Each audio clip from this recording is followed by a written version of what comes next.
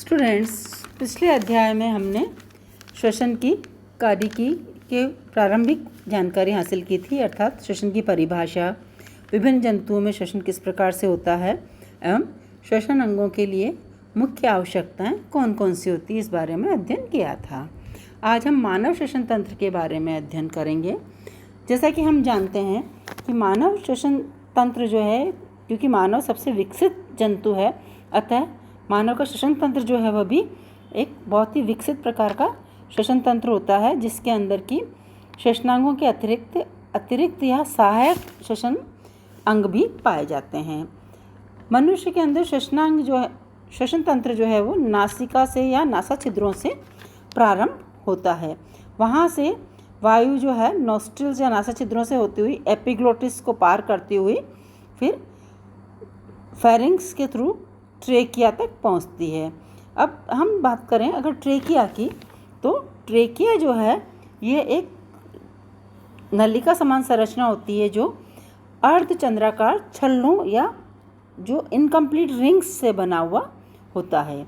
ये रिंग्स जो हैं ये कार्टिलेज की बनी हुई होती हैं और पीछे की तरफ ये मांसल फ्लैप के द्वारा आपस में जुड़ी रहती हैं, अर्थात जो कार्टिलेज के छल्ले हैं वो पूर्ण नहीं होते हैं। कार्टिलेज के जो छल्ले हैं इसके अंदर, ट्रेकिया के अंदर, वो पूर्ण छल्ले नहीं होते हैं, सिर्फ आगे की तरफ ये छल्ला होता है। उसके बाद सी की आकृति का आप समझ सकते हैं, ये छल्ला होता है और पीछे की तरफ इसमें एक फ्लैप लगी रहती है।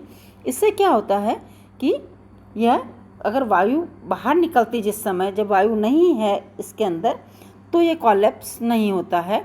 अर्थात अगर मान लो ये सिर्फ मांसल संरचना होती तो ये कोलैप्स हो सकती थी, आपस में चिपक सकती थी। और सिर्फ अगर कार्टिलेज के छल्ले पूरे होते तो ये पूरे छल्ले जो हैं, जिस समय ट्रेकिया फैलता है, जिस समय हम अंतःश्वसन करते हैं, उस समय इसके टूटने की संभावना हो सकती थी। अतः ये इनकम्प्लीट रिंग्स होती हैं और ये इनकम्प्लीट रिंग्स जो हैं ये इस श्वसन की क्रिया को, अंतःश्वसन और निःश्वसन के दौरान जो है ट्रेकिया या ब्रोंकिया को जो है कोलैप्स होने से या टूटने से बचाती हैं। अब ये जो ट्रेकिया है ये आगे जाकर दो भागों में विभक्त हो जाता है और उन्हें कहते हैं ब्रोंकस या ब्रोंकियल। ये ब्रोंकस जो है दोनों अपनी तरफ के दोनों फेफड़ों के अंदर प्रवेश करते हैं। इनकी संरचना भी जो है वो ट्रेकिया के समान ही जो है इनकम्प्लीट कार्टिलेज रिंग्स की से बनी हुई होती है। अब मानव श्वसन तंत्र जो है इसके अंदर अगर हम बात करें तो जो ब्रेंकिया है ये ब्रोंक्यूल्स के अंदर जाके विभाजित होते हैं। ब्रोंक्यूल्स जो हैं और छोटी छोटी संरचनाओं में विभाजित होकर अंत के अंदर जो है वायु कोश या एयर सैक जो है वो पाए जाते हैं। जैसा कि आप इस चित्र के अंदर देख सकते हैं कि जो अंत है वो ये मेन ब्रोंक्यूल्स हैं, उसके बाद में जो है छोटी छोटी जो संरचनाएं हैं ये बटेगी और उसके बाद अल्टीमेटली जो है ये वायु कोश के अंदर जाकर जो है विभक्त हो जाएंगे। अब आप इस चीज़ को इस बात से समझ सकते हैं कि एक जो मनुष्य है उसके फेफड़ों के अंदर या उसके लंग्स के अंदर जो है लाखों की संख्या के अंदर जो है वायु कोश पाए जाते हैं और ये वायु कोश जो है ये वायु कोश अल्टीमेट या अंतिम इकाई होती है श्वसन की, अर्थात यहीं पर जो है गैसेस का एक्सचेंज या आदान प्रदान होता है, अर्थात कार्बन डाइऑक्साइड जो है दी जाती है और ऑक्सीजन ग्रहण की जाती है इन्हीं वायु कोशों के माध्यम से या इन्हीं वायु कोशों की सहायता से। अगर हम बात करें सहायक श्वसन अंगों की, तो सहायक श्वसन अंग जो हैं वो आप समझ सकते हैं कि जैसा कि हमने पिछले अध्याय में बताया, पिछले लेक्चर में बताया था कि दोनों फेफड़े जो हैं ये दोनों तरफ की प्लूरल कैविटी अर्थात फुफ्फुसीय गुहा के अंदर पाए जाते हैं। फुफ्फुसीय गुहा जो है ये थोरेसिक कैविटी का ही एक हिस्सा होते हैं, अर्थात थोरेसिक कैविटी जो है वो कार्डियक कैविटी और प्लूरल कैविटी के अंदर बटी होती है। कार्डियक कैविटी में जैसे आप जानते हैं कि हृदय पाया जाता है और उसके दोनों ओर जो हैं प्लूरल कैविटी के अंदर दोनों फेफड़े स्थित होते हैं। अब इसके ऊपर का जो हिस्सा है, थोरेसिक कैविटी का ऊपरी भाग जो है वो कशेरुकियों द्वारा लिमिट होता है, जबकि प्लूरल जो नीचे का हिस्सा है प्लूरल कैविटी का वो स्टर्नम के द्वारा लिमिट होता है। पीछे की ओर इसमें जो है डायफ्राम पाया जाता है और आगे की ओर जो है ग्रीवा कोशिकाएं पाई जाती है। इस प्रकार प्लूरल कैविटी जो है चारों तरफ से घिरी रहती है। अब इसके जो सहायक श्वसन अंग हैं वह डायफ्राम, मांसपेशियाँ, ये रिब्स या पसलियाँ और इन रिब्स को जोड़ने वाली मांसपेशियाँ। अब इन रिब्स के अगर आप बात करें तो जो रिब्स होती हैं इनको आपस में जोड़े रहती हैं एक्सटर्नल इंटरकोस्टल मसल्स और इंटरनल इंटरकोस्टल मसल्स।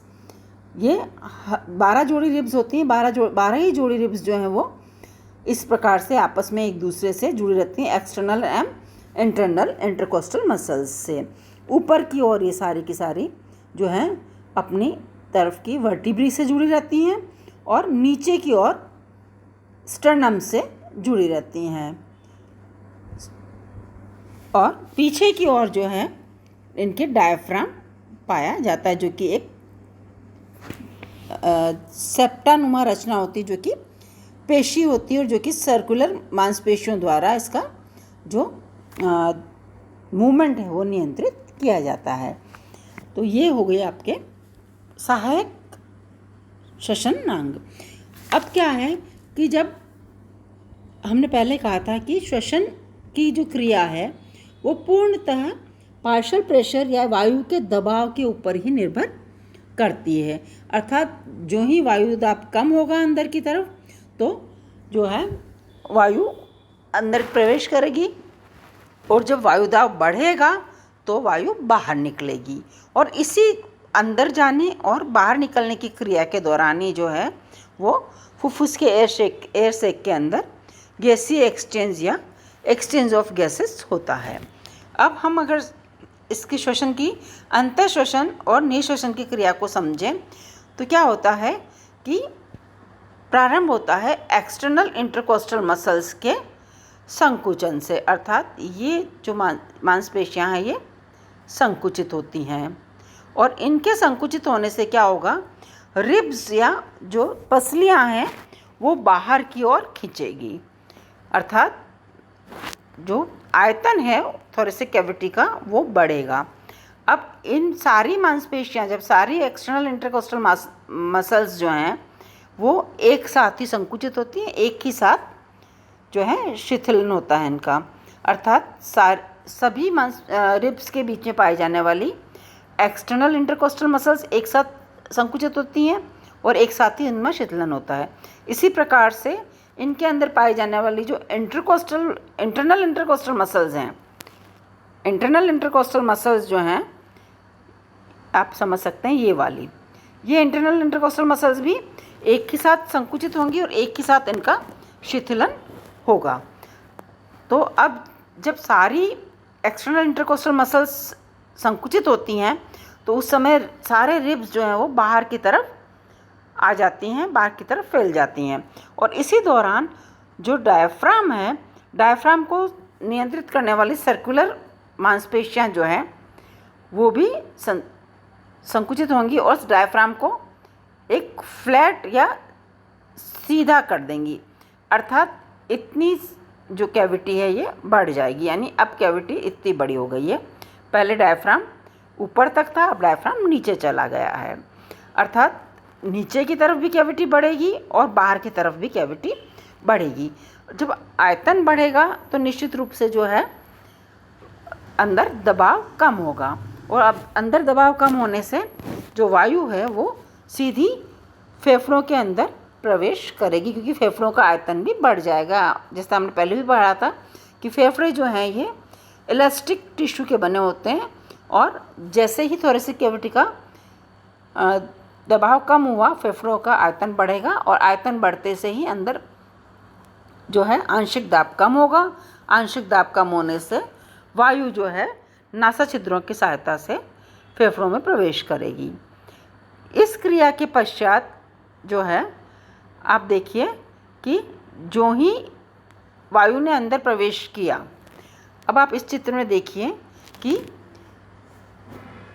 जितने भी जो वायु कोश हैं फेफड़ों के, उन वायु कोशों के अंदर जो है छोटी छोटी ब्लड वेसल्स या कैपिलरी नेटवर्क जो है रक्त वाहिनियों का पाया जाता है। रक्त वाहिनियों का जो है नेटवर्क सभी एल्वियोलाई के अंदर पाया जाएगा और इन एल्वियोलाई के इस रक्त वाहिनियों के जाल के अंदर जो है वो रक्त प्रवाहित हो रहा है। रक्त के अंदर हीमोग्लोबिन है और हीमोग्लोबिन जो है इसकी एक वैलेंसी चूँकि फ्री होती है और उस वैलेंसी के ऊपर जो है ऑक्सीजन जुड़ सकती है। अब बाहर से जो स्वच्छ या शुद्ध वायु आई है उसके अंदर ऑक्सीजन कम है और ऑक्सीजन ज़्यादा है, तो अब क्या होगा कि हीमोग्लोबिन जो है उस ऑक्सीजन को ग्रहण कर लेगा और ऑक्सीजन को ग्रहण करते ही जो है अब क्या होगा कि अंदर प्रेशर ज़्यादा हो रहा है। साथ ही साथ क्या होता है, इसी समय जो इंटरनल इंटरकोस्टल मसल्स हैं, अब इंटरनल इंटरकोस्टल मसल्स जो हैं वो संकुचित होंगी और बाह्य इंटरकोस्टल मसल्स का शिथिलन होगा। इंटरनल इंटरकोस्टल मसल्स के संकुचित होने से जो है ये इंटरनल इंटरकोस्टल मसल्स हैं आपकी, ये संकुचित होंगी और इनके संकुचित होने के साथ ही साथ जो है डायफ्राम अपनी नॉर्मल पोजीशन के अंदर आ जाएगा, अर्थात ये डोम शेप हो जाएगा। डायफ्राम जो है ये वापस डोम शेप्ड हो जाएगा और थोरेसिक कैविटी का आयतन घटेगा, साथ ही साथ प्लूरल कैविटी का आयतन घटेगा और अब अंदर एक तरह से पार्शियल प्रेशर जो है बढ़ गया। फेफड़ों के अंदर जो हवा का दबाव बढ़ेगा और दबाव बढ़ने के साथ ही जो है वायु बाहर निकलेगी, अर्थात इसका वायुमंडलीय दबाव के बराबर आयतन करने के लिए दबाव को फेफड़ों से वायु बाहर निकलेगी जो कि नासा छिद्रों के द्वारा बाहर निकाल दी जाती है। इस सभी क्रिया के दौरान, ये सारी क्रिया होने के दौरान जो है एल्वियोलाई के अंदर एक्सचेंज ऑफ गैसेस या वायु का जो है आदान प्रदान होगा, अर्थात ऑक्सीजन ग्रहण कर ली जाएगी और कार्बन डाइऑक्साइड जो कि रक्त के अंदर अधिक मात्रा में थी, हमने पहले ही पढ़ा है कि श्वसन की पूरी क्रियाविधि जो है विसरण के नियमों पर आधारित होती है, अर्थात जिस गैस का मात्रा ज़्यादा है वो अपने से हायर कंसंट्रेशन से लोअर कंसंट्रेशन पे बहेगी। अब बाहर जाने वाली वायु में चूँकि कार्बन डाइऑक्साइड कम है, अतः रक्त के साथ लाई गई कार्बन डाइऑक्साइड जो है वो एल्वियोलाई के अंदर या वायु कोशों के अंदर छोड़ दी जाएगी और इन वायु कोशों से जो है अब अशुद्ध वायु ब्रेंक्यूल्स और फिर ब्रोंकाई, उसके बाद ट्रेकिया के सहारे होती हुई जो है नासा छिद्रों से बाहर निकाल दी जाएगी और इस प्रकार ये पूरी की पूरी क्रिया जो है लगातार चलती रहती है जब तक कि वायु का पार्शियल प्रेशर एक दूसरे के बराबर नहीं हो जाता तब तक। अब आप ये देखिए एक एल्वियोलाई की संरचना जिसके अंदर की हम समझ सकते हैं कि किस प्रकार से कार्बन डाइऑक्साइड जो है वो रक्त से एयर सैक के अंदर या एल्वियोलाई के अंदर लिबरेट की जाती है और ऑक्सीजन जो है वो कैपिलरी नेटवर्क के द्वारा ग्रहण की जाती है। हर एल्वियोलाई के चारों तरफ आप देख सकते हैं कि कैपिलरी नेटवर्क पाया जाता है। हर एल्वियोलाई जो कि सूक्ष्मतम यूनिट होती है एक फेफड़े की या एक फुफ्फुस की, और हर एल्वियोलाई को चारों तरफ एक छोटी ब्लड कैपिलरी जो है वो घेर के रखती है। आप ब्लड कैपिलरी देख सकते हैं पूरी, इसके ऊपर जो ये नेटवर्क बना हुआ है, कैपिलरी नेटवर्क बना हुआ है, ये आप सेक्शन या कार्ट के अंदर एल्वियोलाई को देख रहे हैं। ये पूरी एल्वियोलाई है और ये एल्वियोलाई की कार्ट है। इसके अंदर आप देख सकते हैं कि कार्बन डाइऑक्साइड जो कि चूँकि ब्लड जो है या रक्त जो है वो पल्मोनरी आर्टरी के द्वारा फेफड़े में लाया गया है और हमने पहले भी कहा था कि पल्मोनरी आर्टरी के अंदर अशुद्ध रक्त होता है और जबकि वेन के अंदर शुद्ध रक्त होता है। तो ये पल्मोनरी आर्टरी की जो शाखाएं होती हैं छोटी छोटी, जो कैपिलरी के रूप में परिवर्तित हो जाती हैं आखिर में जाके, तो ये अपने साथ लाई हुई कार्बन डाइऑक्साइड को इस एल्वियोलाई के अंदर डाल देंगी और यहाँ इस वायु कोश में जो ऑक्सीजन नासा छिद्रों से होती हुई यहाँ आई थी, इस ऑक्सीजन को कैपिलरी के अंदर पाए जाने वाले ब्लड में जो हीमोग्लोबिन है उसके द्वारा ग्रहण कर लिया जाएगा और इस प्रकार जो है ये गैसियस एक्सचेंज फेफड़ों के अंदर होगा। अब हम आते हैं फेफड़ों की जो क्रियाविधि है इसका नियमन किस प्रकार से होता है, अर्थात इसको कौन नियमित करता है। तो अब इसका कई प्रकार का नियंत्रण होता है, जैसे बाकी सभी क्रियाओं का जो है नियंत्रण होता है उसी प्रकार से श्वसन क्रिया का नियंत्रण भी कई फैक्टर्स के द्वारा होता है। श्वसन जो है एक अनैच्छिक एवं स्वचालित क्रिया होती है जो सामान्य स्थिति में सामान्य स्थिति में नियंत्रित गति से होती रहती है। एक स्वस्थ मनुष्य में सामान्य श्वसन दर जो होती है वो 16 से 20 प्रति मिनट के लगभग होती है। श्वसन के समय गैसों का पर्याप्त मात्रा में आदान प्रदान हेतु विभिन्न श्वसन पेशियों का संकुचन एवं प्रतिवृत्ति क्रियाएं जो होती है वो अनेक श्रृंखलाओं द्वारा नियंत्रित की जाती है। श्वसन की गति पर तंत्रीय नियंत्रण एवं रासायनिक नियंत्रण दोनों ही प्रकार के होते हैं। अब तंत्रिक नियंत्रण की हम बात करें तो श्वसन पेशियों की क्रियाओं पर नियंत्रण के लिए मस्तिष्क के मेडुला ऑब्लंगेटा में एक श्वसन केंद्र पाया जाता है। यह श्वसन केंद्र जो है ये बायलैटरल होता है तथा इसका प्रत्येक जो हिस्सा है वो पार्श्व भाग में एक अंतर श्वसन केंद्र या इंस्पिरेशन सेंटर और एक बहिश्वसन केंद्र अर्थात एक्सपिरेशन सेंटर से बना हुआ होता है। श्वसन केंद्र के नियंत्रण के लिए 2 क्रियाविधियाँ पाई जाती हैं। अच्छा, जैसा कि हम जानते हैं कि सभी क्रियाएं जो है वो मस्तिष्क द्वारा नियंत्रित होती हैं और अगर हम सीधी बात करें तो एक तरह से हम ये कह सकते हैं कि ये क्रिया जो है ऑक्सीजन की जो लेवल है उससे नियंत्रित रहेगी। जो ही ब्लड में ऑक्सीजन का नियंत्रण मात्रा कम होगी तो इंस्पिरेशन की क्रिया जो है स्वतः ही या अंतःश्वसन की क्रिया जो है स्वतः ही जो है एक्सीलरेट होगी। तो अब हम बात करें तो इसकी जो 2 क्रियाविधियां हैं, पहली है वेगसी क्रियाविधि अर्थात वेगस मैकेनिज्म। श्वसन के प्रारंभ में अंतःश्वसन की केंद्र की तंत्रिका कोशिकाएं बाह्य इंट्राकोस्टल मसल्स को संकुचन हेतु उत्तेजित करती है। जैसा कि अभी हमने आपको क्रियाविधि में बताया था कि एक्सटर्नल इंटरकोस्टल मसल्स के संकुचित होते ही जो है डायफ्राम की रेडियल पेशियां जो है वो भी संकुचित होंगी और जो श्वसन गुहा है या प्लूरल कैविटी है इसका पूरा का पूरा आयतन जो है वो बढ़ेगा, क्योंकि बाहर की तरफ जो है वो रिब्स बाहर आ गई हैं एक्सटर्नल इंटरकोस्टल मसल्स के संकुचन से और नीचे की तरफ जो है रेडियल मसल्स के संकुचन से डायफ्राम नीचे चला गया है, अर्थात बाहर की ओर भी और नीचे की ओर भी जो है वो वक्षीय गुहा का आयतन बढ़ गया है।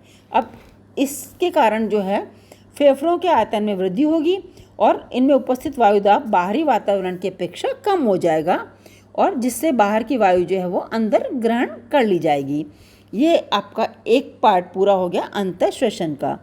अब फेफड़ों के ऊतक में एक विशेष प्रकार का ग्राही केंद्र या रिसेप्टर सेंटर पाए जाते हैं जो फेफड़ों में वायु ग्रहण होने पर उत्तेजित हो जाते हैं। इनके उत्तेजन के से उत्पन्न आवेग जो है वेगस तंत्रिका के तंत्रों द्वारा उच्च श्वसन या बहिश्वसन केंद्र तक पहुंचते हैं। यह केंद्र अंतःश्वसन केंद्र को जो है इनहिबिट कर देगा, क्योंकि एक बार जब अंतःश्वसन की क्रिया पूरी हो गई, अब जो ही अंतःश्वसन की क्रिया पूरी हुई अब जो है वेगस तंत्रिका जो है वो इनहिबिट करेगी, क्योंकि ये अल्टरनेट चलता है। अगर पूरे समय अंतःश्वसन नहीं किया जा सकता, नहीं तो क्या होगा, लंग्स जो है हमेशा एक्सपेंडेड फॉर्म में रहेंगे और जंतु की मृत्यु हो जाएगी। तो ये आवश्यक है कि एक बार कॉन्ट्रैक्ट हो और एक बार एक्सपेंड हो लंग्स। तो इस क्रिया को वेगस तंत्रिका जो है वो सपोर्ट करती है और वेगस तंत्रिका एक बार उच्च श्वसन होते ही जो है उसको इनहिबिट करेगी और एक्सपिरेशन सेंटर को जो है वो उत्तेजित करेगी और जिससे क्या होगा, अंतःश्वसन बंद हो जाएगा और बाह्य श्वसन के लिए जो है सहायक रेस्पिरेटरी ऑर्गन्स या सहायक श्वसन अंग जो है वो कार्य करना प्रारंभ कर देंगे। अब अंतः श्वसन के बंद होते ही निष्क्रिय बहिश्वसन जो है वो प्रारंभ होता है। इसके लिए बहिश्वसन केंद्र या बहिश्वसन की पेशियां जो है को वो आवेग नहीं भेजता, बल्कि ये केवल एक अंतःश्वसन की क्रिया को संदमित कर देता है। श्वसन की क्रिया में बहिश्वसन के कारण जब फेफड़ों में के वायु का एक निश्चित अंश निकल जाता है तो बहिश्वसन केंद्र द्वारा उत्पन्न